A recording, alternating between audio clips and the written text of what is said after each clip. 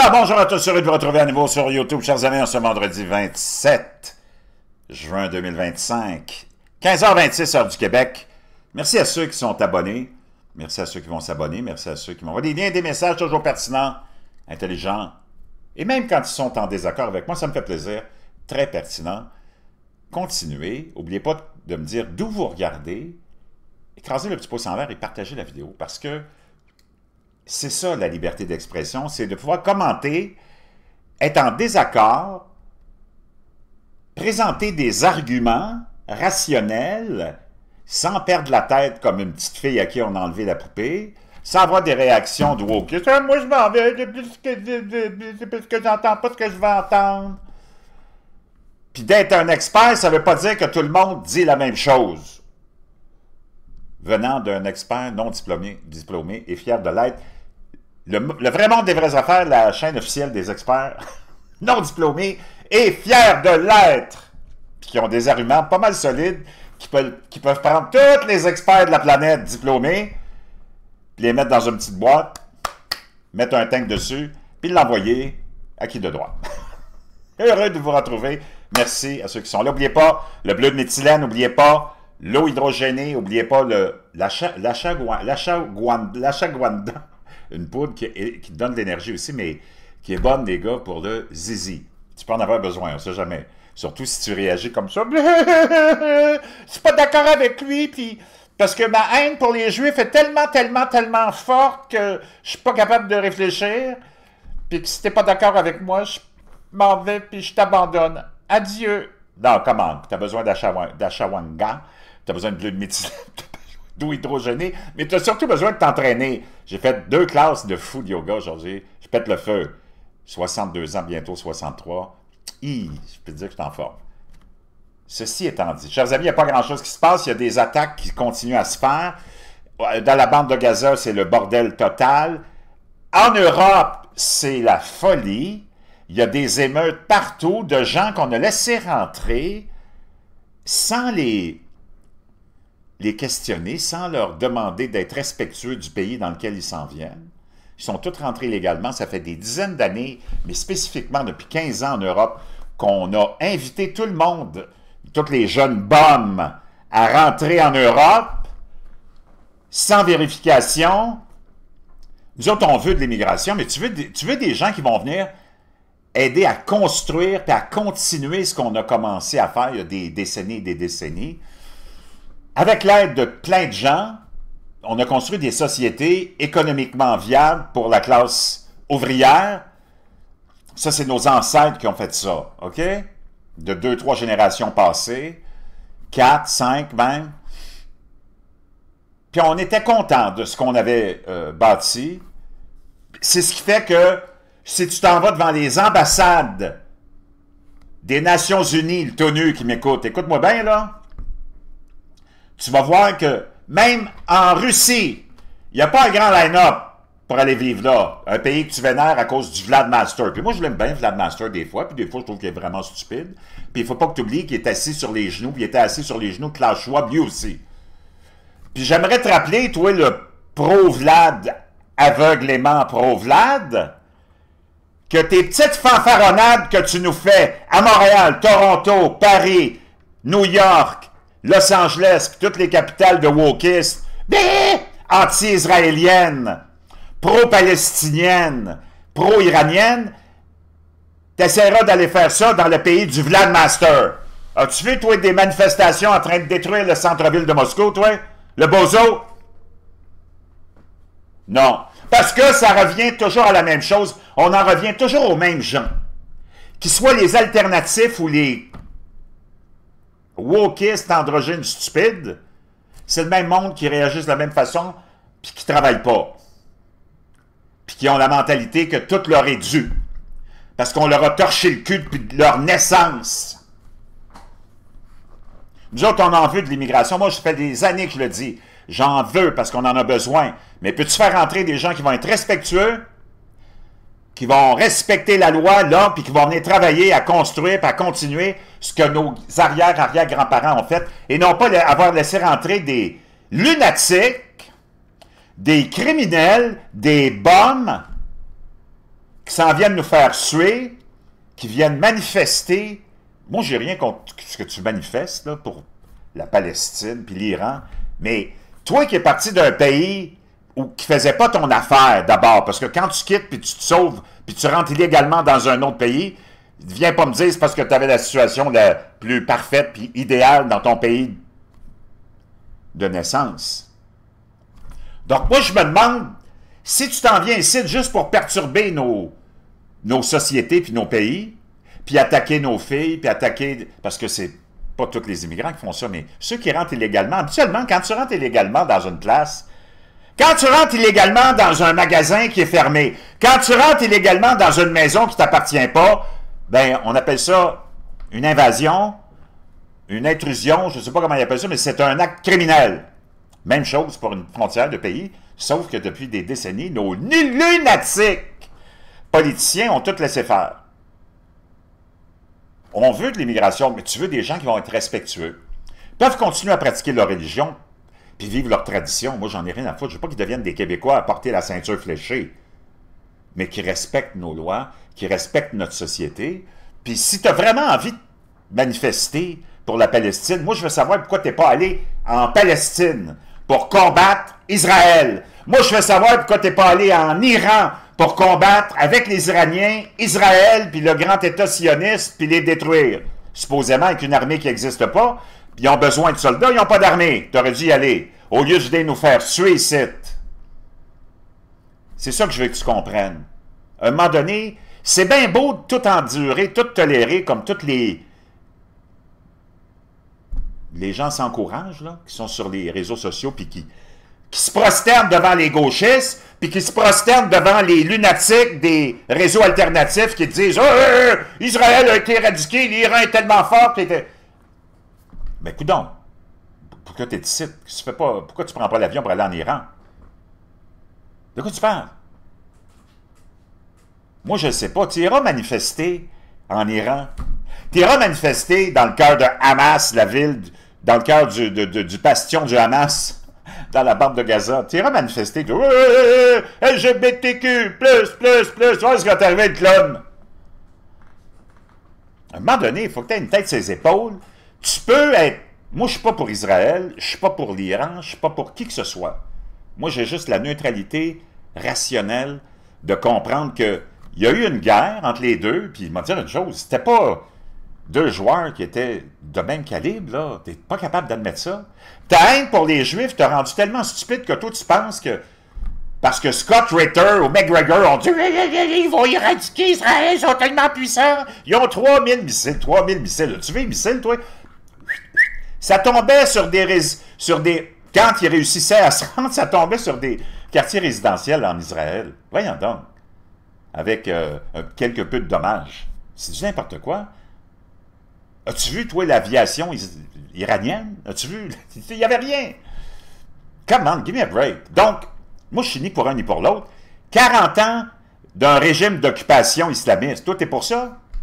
Toi, tu nous as enlevé. Toi, le clown! Écoute-moi bien, le clown, qui est de l'autre côté de l'écran, le bozo, qu'on peut confondre avec les wokistes, parce qu'on ne sait même plus qui est qui, là. Parce que vous n'avez pas de rationalité.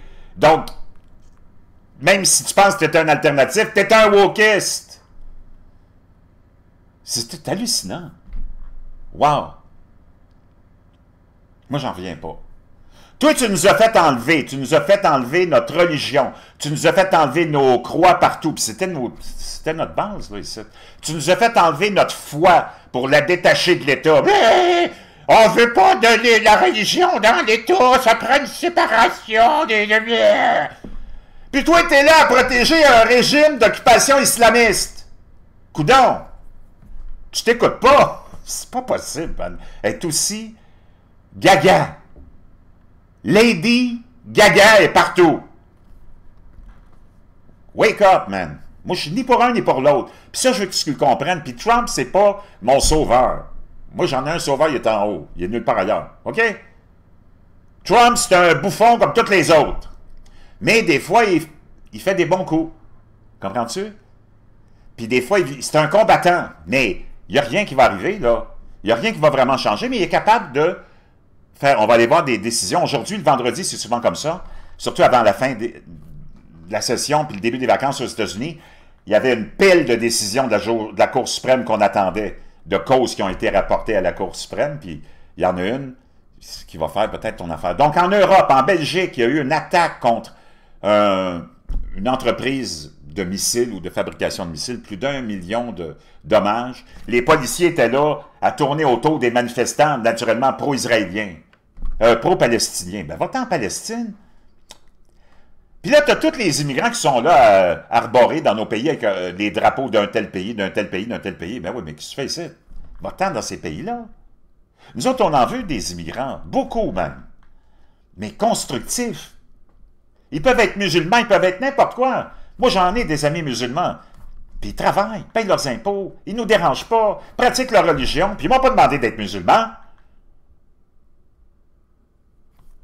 Voyons donc, come on, give me a break, man. Mais en Europe, ça a été complètement cinglé, on a laissé rentrer tout le monde. Comme on l'a fait ici, maintenant, récemment, avec Trudeau.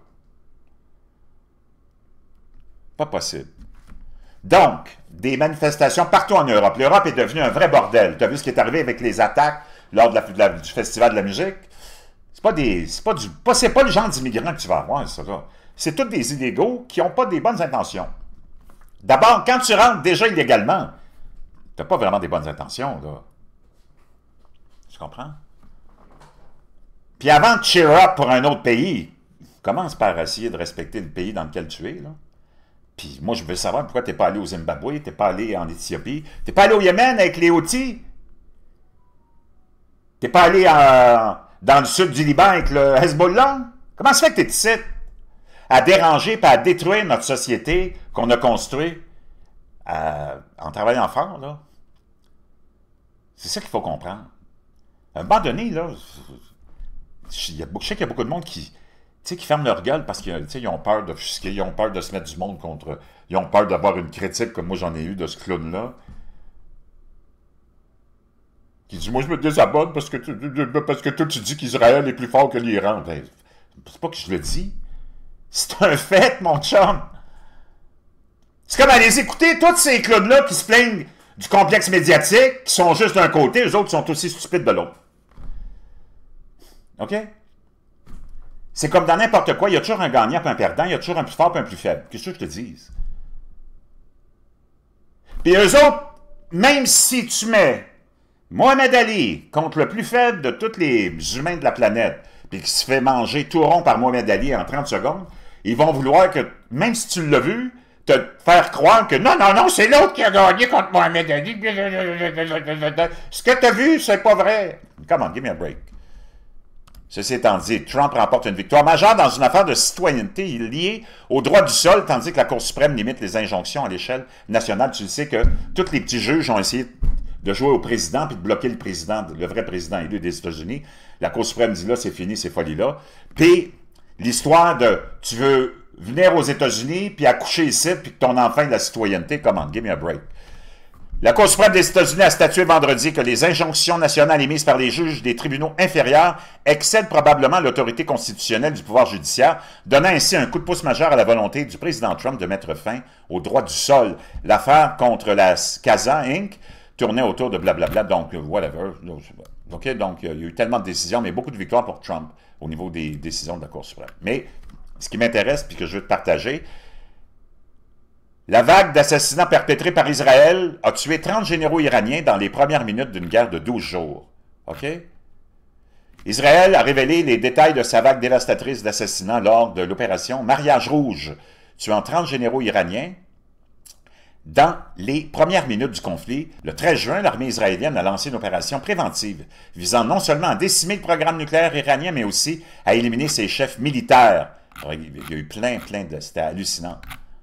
Le conflit de 12 jours a commencé lorsqu'Israël a lancé l'opération Rising Lion, au cours de laquelle des avions israéliens ont fait exploser des sites nucléaires iraniens et ont assassiné des généraux et des scientifiques. Au cours de ces premières minutes, l'opération Mariage Rouge a vu une trentaine de hauts responsables militaires iraniens éliminés dans un blitz quasi simultané alors qu'Israël cherchait à éradiquer entièrement la puissance militaire du pays. Cette mesure s'est avérée efficace car avec la disparition de 3 de ses généraux les plus gradés, Toute réponse possible de l'Iran a été suspendue pendant presque une journée entière, selon l'armée israélienne. L'attaque contre les chefs militaires a reçu le nom de code Red Wedding, titre tiré de la populaire série télévisée Game of Thrones, car elle fait écho à un massacre brutal similaire décrit dans la série, rapportent les médias locaux. La scène montre une réception de mariage politique où le marié et toute sa famille sont trahis et éliminés par la famille de la mariée. Un peu comme l'opération Israël berce l'Iran dans un faux sentiment de sécurité avant l'opération. Le bureau de Netanyahou avait annoncé qu'il prendrait congé pour un week-end férié. Son fils aîné, Avner, devant se marier le 16 juin. Sauf que ni Avner, ni Sarah, ni l'épouse de Netanyahou ne savaient que le dirigeant israélien retardait le mariage alors qu'il préparait le carnage du vendredi 13, continuant à faire connaître ses plans pour tromper l'Iran. Parmi les 30 militaires éliminés, le plus important est le chef de l'armée de l'air des gardiens de la révolution iranienne, le général Amir Ali Hajizadeh. Il a été éliminé aux côtés de ses collègues de la force aérospatiale des gardiens de la révolution, l'unité responsable des missiles balistiques et des drones iraniens.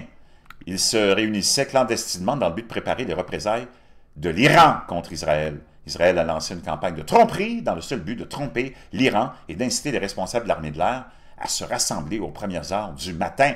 Pendant ce temps, l'opération Narnia, du nom de la série de romans de science-fiction C.S. Lewis, se déroulait au cours de laquelle 9 scientifiques nucléaires iraniens de haut rang qui travaillaient sur une bombe ont également été éliminés. Les frappes meurtrières ont toutes eu lieu en quelques minutes d'intervalle. Dans les heures qui ont suivi, 200 avions de combat israéliens, 200 avions de combat israéliens ont frappé de nombreux sites nucléaires iraniens, détruisant également les défenses aériennes et décimant les lancements de missiles balistiques, contrecarrant toute réponse iranienne imminente. L'armée israélienne a déclaré avoir utilisé 330 munitions ou missiles sur 100 cibles, notamment des usines d'enrichissement d'uranium, et l'armée israélienne, 330 missiles ou bombes et des centres de commandement clés. À la fin du conflit de 12 jours, elle a déclaré avoir pleinement atteint et même dépassé tous ses objectifs et buts qui avaient été fixés avant l'opération. Donc, je peux dire une chose, je ne sais pas comment tu peux être de l'autre. Puis moi, c'est pas que là, je te raconte, c'est pas parce que je suis pro-israélien, mais c'est sûr que je ne défendrai jamais le régime d'occupation des l'ayatollah de Khomeini, là. Je me rendrai pas jusqu'aussi bas que ça. Même si j'aime pas le complexe politique puis militaire israélien, je ne deviendrai pas aussi gaga que de me mettre du côté puis d'aller défendre la République, le régime d'occupation de la République islamique, là, puis les ayatollahs. Voyons, ça n'a pas d'allure. Voyons donc. On est rendu là. C'est tellement gaga que le monde est rendu là. Je voulais te partager ça. C'est la fin du vendredi. Moi, je m'en vais travailler. Puis on se retrouve demain. N'oublie pas tes produits. Ça va t'aider à être moins gaga.